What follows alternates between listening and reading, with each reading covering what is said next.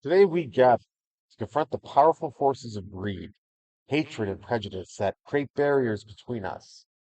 These evils not only divide individuals but also fracture communities, preventing us from experiencing the true love and unity that Elle desires for us. It is essential to acknowledge that these forces exist both in the world and within ourselves. We must reflect on our thoughts and actions, recognizing when we allow greed to cloud our judgment or hatred to guide our responses, awareness is the first step towards healing and transformation.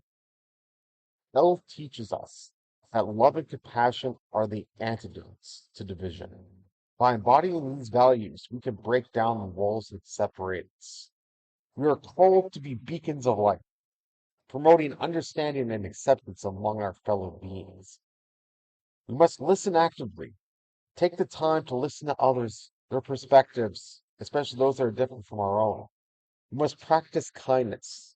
Small acts of kindness can have a profound impact. We could also engage in dialogue. Open conversations about our differences can lead to a deeper connection. We must be able to support one another, create a world where unity thrives.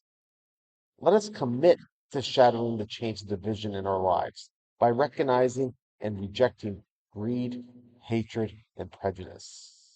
So, in conclusion, let us empower ourselves and each other to live in unity. Together, we can cultivate a spirit of love and harmony that reflects the true essence of Elle's teachings. Because with Elle, the world can be connected as one, and all hatreds and all ignorance and all insanities of the world that are being plagued with today will be stopped. May we embrace our shared humanity and work towards a future where understanding and compassion reign supreme. Amen.